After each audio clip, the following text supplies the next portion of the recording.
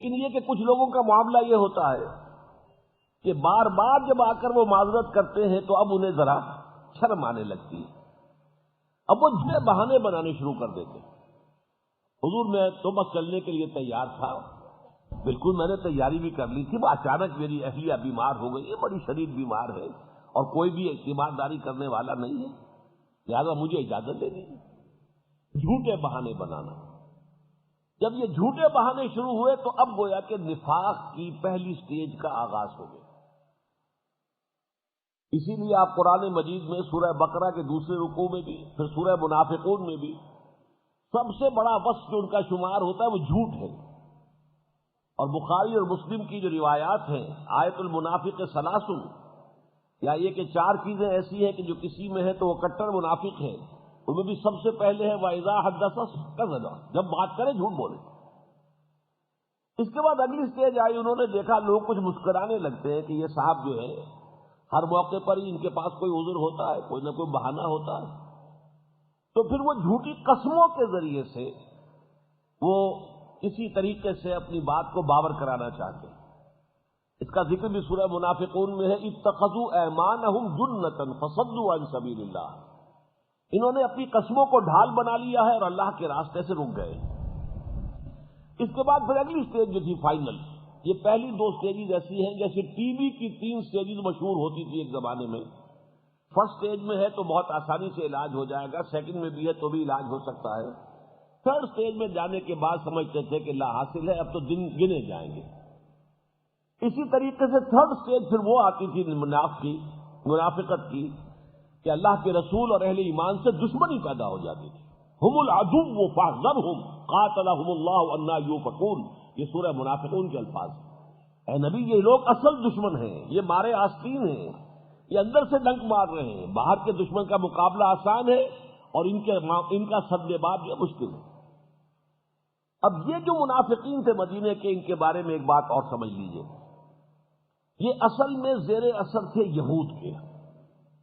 مدینے کی یہ تاریخ آپ کے سامنے رہنی چاہیے، مدینے کے اصل آباد کار جو ہے وہ اہل عرب نہیں تھے بلکہ یہودی تھے۔ یہ جو ڈائسپورا ہوا تھا ان کا سن 70 عیسوی میں، جب انہیں فلسطین سے ملک بدر کیا گیا تو جس کا جہاں سینگ سمایا چلا گیا، یہ 3 قبیلے آ کر مدینے میں آباد ہو گئے۔ مدینہ آباد کرنے والے اصل یہودی تھے۔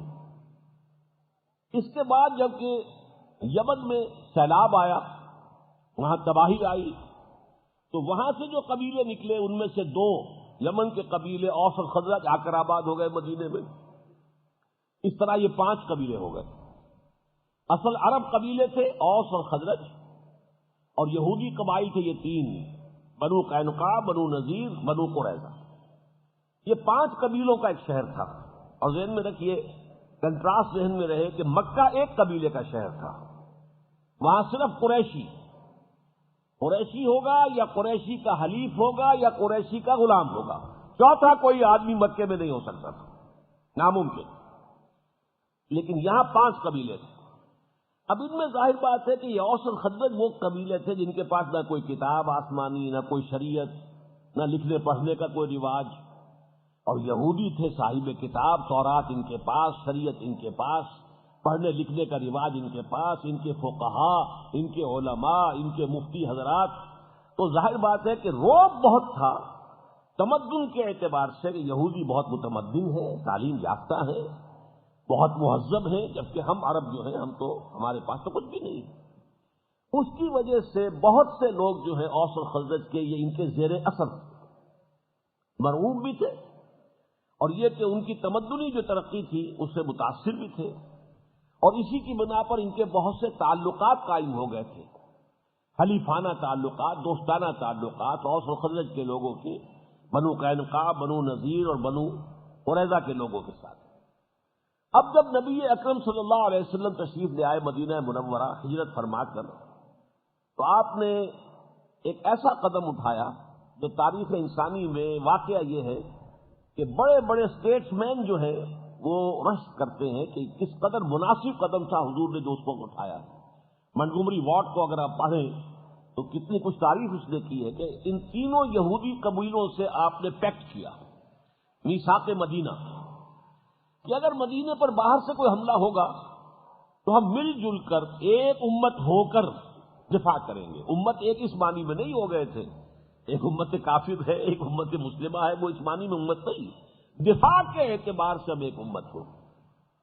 لیکن جیسا کہ آپ کو معلوم ہے تینوں قبیلوں نے ایک ایک کر کے اس پیکٹ کی خلاف ورزی کی، سازشیں کی، حضور کے خلاف ریشہ دوانیاں کی، قریش کو سازش کر کر کے چڑھا کر لاتے رہے.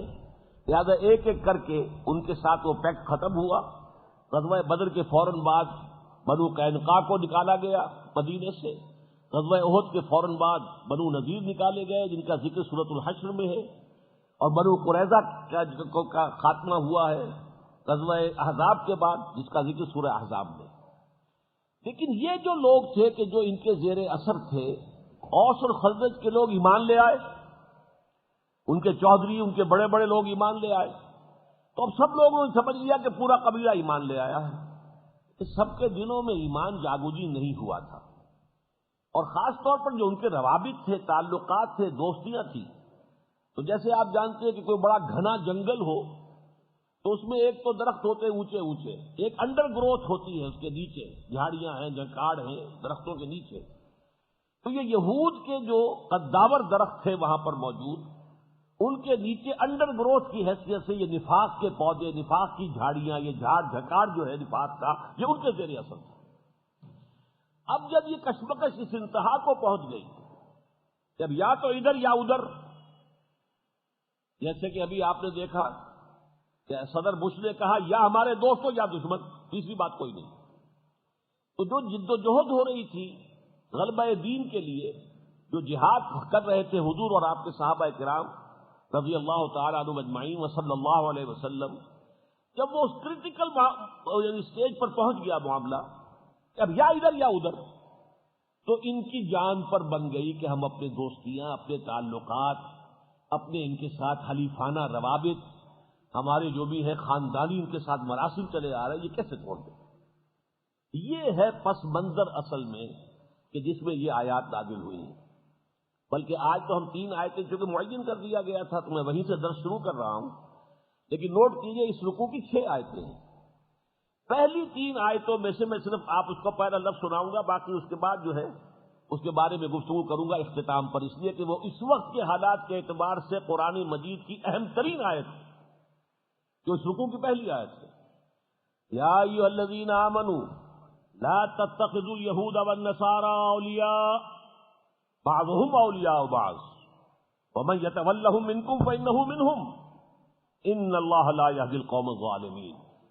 اے ایمان والو، اے ایمان کے دعوے دارو، یہودیوں اور عیسائیوں کے اپنے دوست، پشت پناہ، حمایتی مت بناؤ.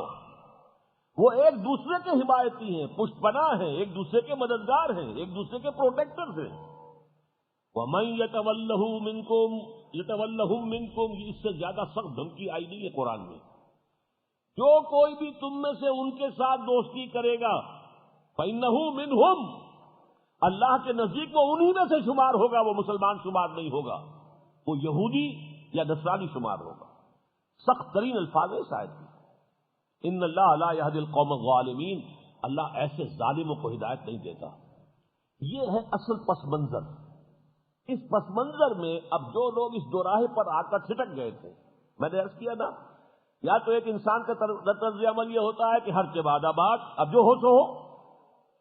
طارق جو بر کنارے اندلس سفینہ سوخت، طارق نے جب کہ ہسپانیہ کے ساحل پر اتر گئے اپنی کشتیاں جلا دی تاکہ کسی کے دل میں خیال بھی نہ آ سکے کہ واپس جا سکتے ہیں، اب تو یہیں پر مریں گے یا یہیں پر اللہ کی دین جو ہے اسے غالب کریں گے. تو ایک تو لوگ وہ ہوتے ہیں، ایک وہ لوگ ہیں جو ٹھٹک کر کھڑے رہ جاتے، چلیں نہ چلیں، بڑھیں نہ بڑھیں، ہمت کریں نہ کریں. ان کے اندر وہ ذوف ارادے کی قوت نہیں، عزیمت نہیں، ہمت نہیں، حوصلہ نہیں، بالکل یکسو نہیں ہو گئے ہیں کہ اب ہمیں تو آخرت درکار ہے، دنیا سے کوئی سروکار نہیں. جب تک یکسو نہ ہو آدمی تو پھر وہ ٹھٹک کر کھڑا ہوتا ہے، وہ پیچھے ہٹتا ہے. جبکہ جو لوگ جن کے اندر خلوص و اخلاص ہے وہ آگے بڑھتے ہیں دشمن کے مقابلے کے لیے. یہ پیچھے ہٹیں گے، تھوڑا تھوڑا کر کے پیچھے ہٹیں گے.